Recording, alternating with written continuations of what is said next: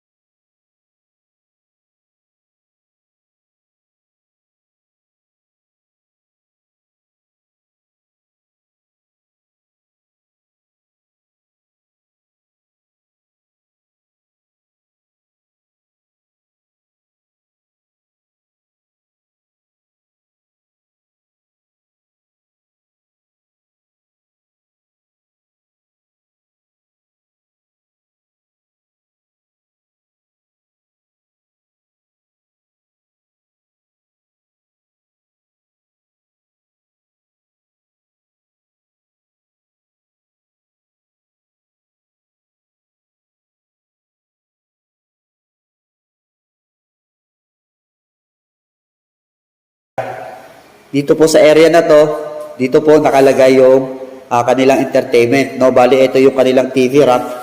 The same time po, yung sa telephone at saka yung sa router ng internet, dito po yan na side nakalagay.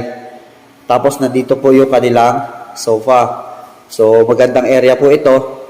Dahil pagka kayo po ay nanonood ng TV, komportable po kayo dahil sa kanilang magandang sofa. So, meron din po tayo ditong sink. No, yung kanilang lababo nandito po. No, yung kanila pong mga cabinet dito ay pataas po ang bukas. So, ayan po, pataas ang bukas. Yan, kung inyo pong makikita. No. Tapos meron din po siya dito sa taas.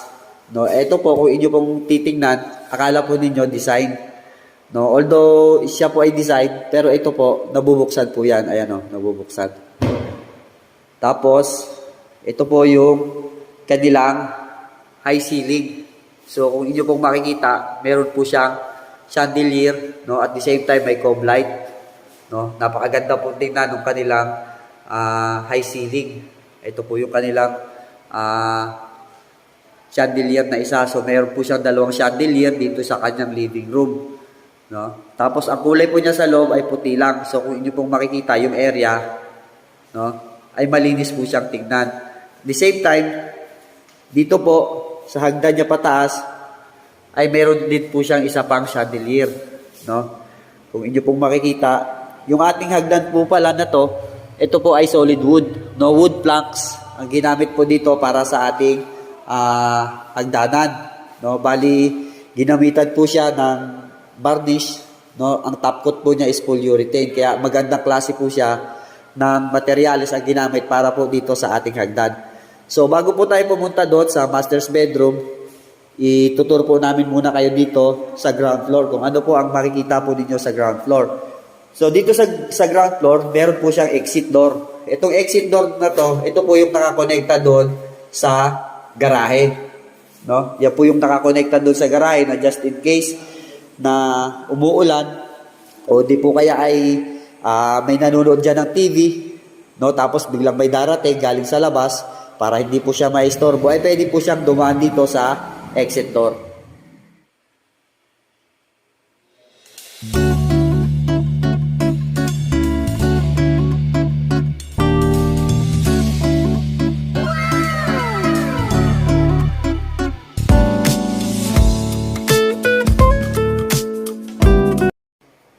Dito po sa baba, sa living room, no, ay meron po tayong isa pang room na nandito, no? Ito po yung room para sa mga visitors o di po kaya yung sa mga bata kung gusto po nila dito matulog sa baba, ay meron po isang room dito. So, ito, ang kanilang pinto ay solid panel door po. Yan, kung inyo pong makikita, no, napakaganda po ng finish, natural finish po siya, no wood. Kung inyo pong makikita, kahoy na kahoy po siya. Although na-varnish po siya, pero yung texture ng kahoy ay buhay na buhay pa rin po. So, maganda po ang pagkakagawa ng pinto, no? nagmukhang lalong elegante yung kanilang solid door, no, yung kanilang panel door. So pagpasok mo dito sa loob, ayan po, kung inyo pong makikita, meron din po siyang cove light, no? Tapos may 4 na ilaw sa gilid at the same time po, may ilaw siya sa gitna.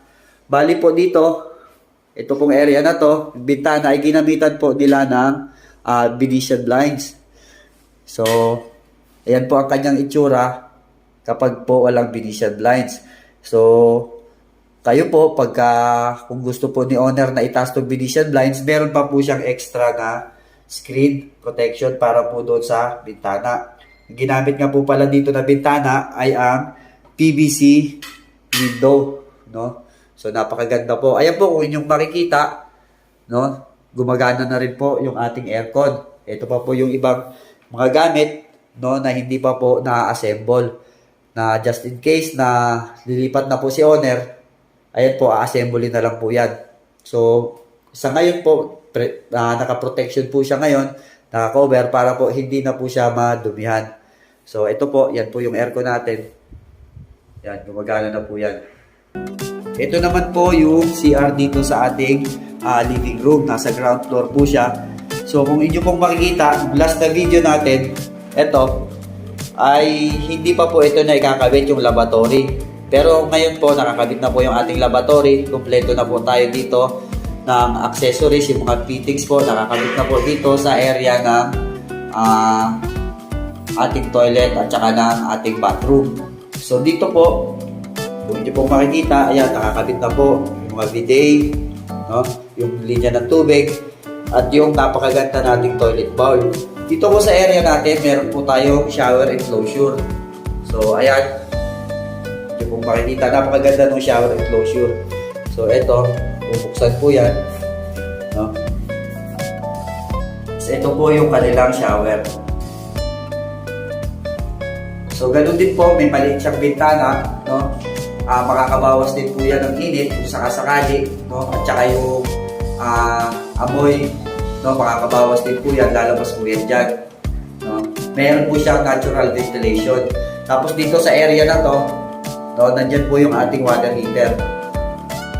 So ito, yan po yung ating pinto ng ating shower enclosure. At the same time, so ito po, nakakabit na po yung ating ventilation, no? Nakakabit na po yung ating exhaust fan. At the same time po, dito sa area na to, meron din po tayong nilagay na electrical supply, no? Electrical outlet. Just in case na may gustong mag-toothbrush, no? Kasi uso po ngayon yung mga toothbrush na rechargeable. At the same time po, gusto pag-blower. So, pwede po yan dito, no? May mga pagsasaksakan po kayo yan dito. Tapos malamang yan, dito na area, dito ilalagay yung mirror. So, ayan po. Dito po sa area na to, kung hindi po mapapansin, meron na naman po isang pintuan siya dito sa likod. Ito po, itong area na to ay papunta sa, ayan po, dirty kitchen. At the same time po, nandun din po yung tangke ng ating tubig.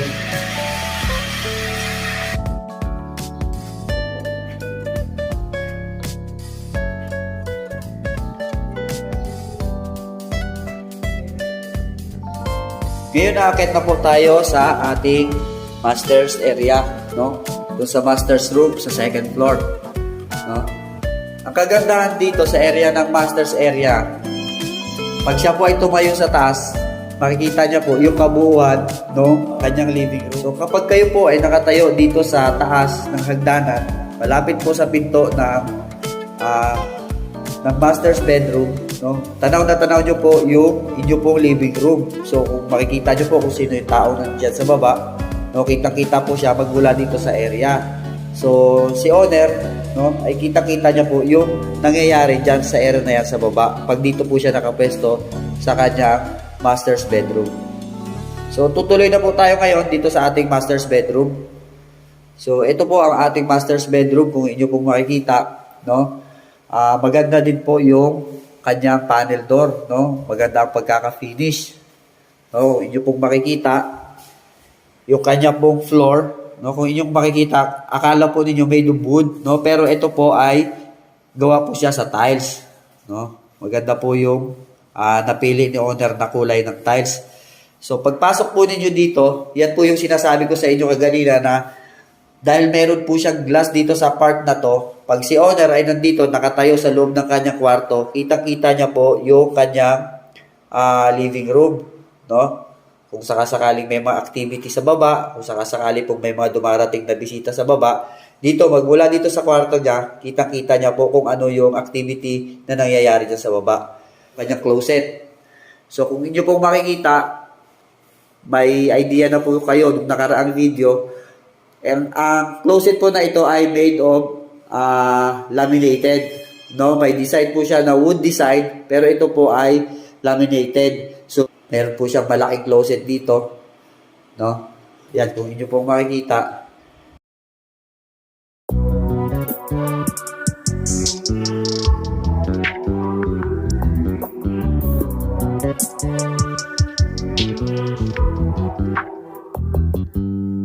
You just always been a tighter rush that I've been laid back, yeah. I don't wanna skip steps, you know that. So if you're with it, then say yeah.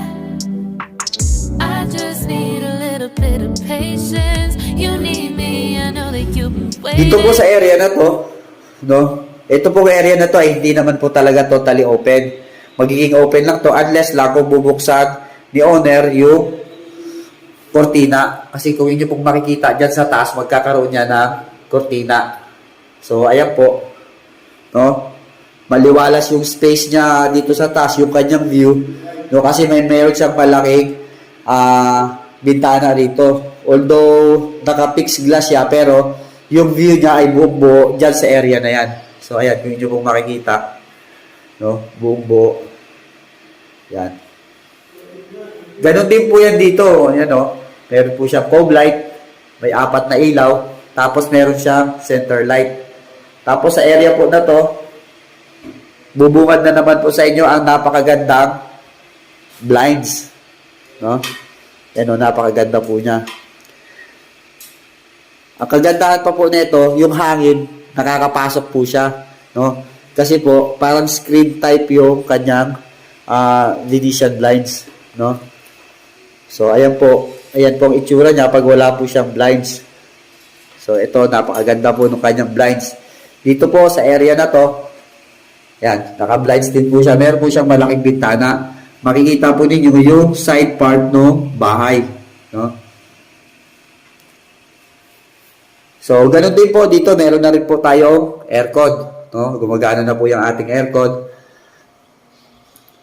Bali, dito, ikakabit na lang po sa area na yan yung kortina. Tapos ito, meron po tayong ilaw, no? Ito, bubungad na naman ulit sa inyo ang napakaganda nilang bathroom area. Ganon din po ang pagkakaayos niyan dito, no? Sa side, meron siyang lavatory. So ito po, lavatory, no? Yung napakaganda nilang water closet, no? Tapos yung kanilang shower enclosure. So, ganun pa rin po yan. Meron pa po siyang shower enclosure dito. Ayun po, kung inyo po makikita. No? Napakaganda po nung kulay ng tiles na napili ni owner. No? Kasi parang nagmukhang natural stone yung kanyang wall dahil po sa design. So, dito sa area, ganun pa rin po. Meron na rin po tayong shower. Tapos, meron na rin po tayong heater. No? So, dito sa area na to, pwede po si owner maligo, mabili siya kung hot or cold, no? Diyan sa area na yan. So, ganun din po, meron tayong natural ventilation. Bukod pa po sa exhaust fan na ating kinabit, meron pa po tayong natural ventilation para po yung hangin ay nakakapag-circulate, umiikot po siya, no? Diyan po dadaan. So, dito po sa area, ayan, kagaya po nung last time tayong nag-video, ipinakita na po natin sa inyo ang kahalagahan ng pagkakapinto po natin dito sa taas para sa ating CR ay PVC door. Although PVC door po siya, pero pag tinitingnan po ninyo, yung kanyang design ay parang solid wood. So ngayon po mga kapatid, kung inyo pong makikita, no, nandito po tayo sa taas, no, sa second floor. sa area na to. Pero hindi po tayo dito magtatapos dahil meron pa po ako sa inyo ipapakita na isa pa pong magandang part ng bahay na ito. So, sa ngayon po, pupunta po tayo sa balcony. No? Ito po ang kanyang balcony. Yan po. Maganda yung view niya dito sa kanyang balcony. So, ang ating pong balcony, ganun din po. Naka-tiles pa rin po siya. No? Ayan. Naka-tiles po siya. So, ito po, itong area na to, no? Kung kayo po ay nakasubaybay sa mga nakaraan nating video, itong area na to, hanggang doon, ito po ay naka-waterproofing. No? Marami po tayong mga subscribers na nagtatanong, bakit daw po ang kanilang balcony, bakit daw po ang outside part ng kanilang bahay ay nagkakaroon ng leak. So, ang isikreto po nun, para hindi po magkaroon ng leak, no? Lalong-lalo na po pag meron kayong mga balcony, no, dapat ang buong area na to ay naka-waterproofing, no? So, ito po sa area na to, kung inyo pong makikita, no, meron po siyang canopy. Ayan po. Yan. Yung area na yan ay tempered glass po ang kanyang bubong, no? So, pag nandito po kayo sa area na to, lalo't sa ganitong oras, no, maaliwalas dito, malamig ang hangin. At the same time po, hindi po kayo maiinitan kasi meron po siyang bubong. At ang bubong po niya ay hindi po siya ordinaryong bubong, hindi po siya ordinaryong glass. Ito po ay tempered glass. So, ayan po, itong buo na to, no, nung mga nakaraang video natin, ipinakita po yan, ito po ay naka-tempered glass. So, ito, nakakabit na po yung ating tempered glass, no. Tapos, kung inyo pong mapapansin, no, kaya po maliwanag yan doon sa loob ng bahay kasi napaikutan po siya ng mga fixed glass, no.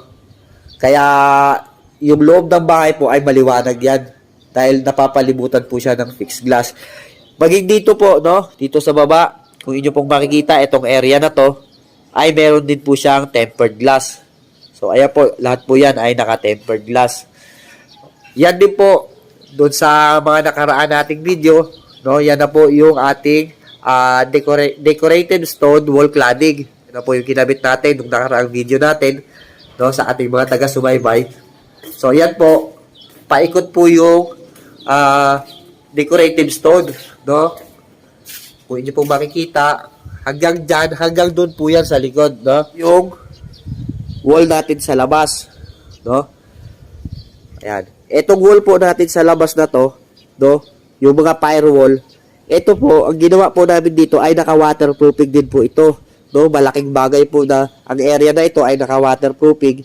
Kasi pag hindi po ito naka-waterproofing, ang mangyayari dyan, lalong-lalo na po itong parating na tag-ulan, na yung tubig ay tatagas yan sa loob. Matutuklap yung mga pintura, papasok yung tubig dahil ang wall ay hindi naka-waterproofing. Pero ito po, yung sa amin dito ay naka-waterproofing po itong area namin. Maging yung firewall namin doon sa likod ay naka-waterproofing po yan. No? Ipinakita natin yan sa mga nakaraan nating video na nag-a-apply tayo ng waterproofing sa area na yan. So dito po sa area natin, yung kisame natin sa labas, tayo po ay gumamit ng spandrel. No? Ayan po, yung area na yan, yung may mga grove.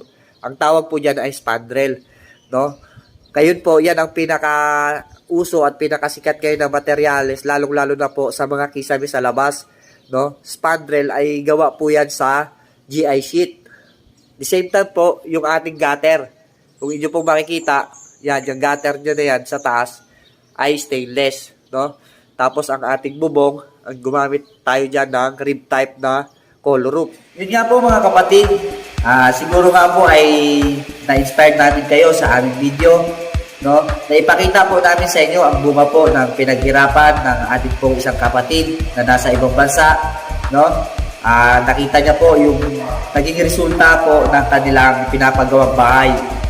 Siguro po sa masasabi po namin na na-meet po namin ang expectation, no? Ito po ang isa sa halimbawa ng expectation versus reality, no? May mga pagkakataon po na nag-i-expect ng mas maganda pero ang kinalabasan po ay hindi ganun kaganda. Pero dito po sa aming project ay masasabi po namin na kung ang ine-expect ni owner na ganito lang ang magiging kalalabasan ng kanyang project, yun po ay nahigitan pa po namin. Pero bago pa po tayo magtapos sa ating video, dalangin ko po na ang video ito ay nakapagdulot muli sa inyo ng inspirasyon, lalong-lalo na po sa mga kapatid natin na nagtatrabaho sa ibang bayan na nagpaplano din po magpagawa ng kanilang pangarap na tahanan. Bago po tayo magtapos sa ating video, nais ko po munang mag-shoutout kay Sir Donato Rodolfo. Shoutout din po kay Engineer Alan Juanico ng Juanico Builders at sa lahat po ng mga masisipag na manggagawa, na gumawa at nagtapos ng project na ito. Muli, maraming salamat po. Ito ang inyong kapatid, Jude Rios. God bless.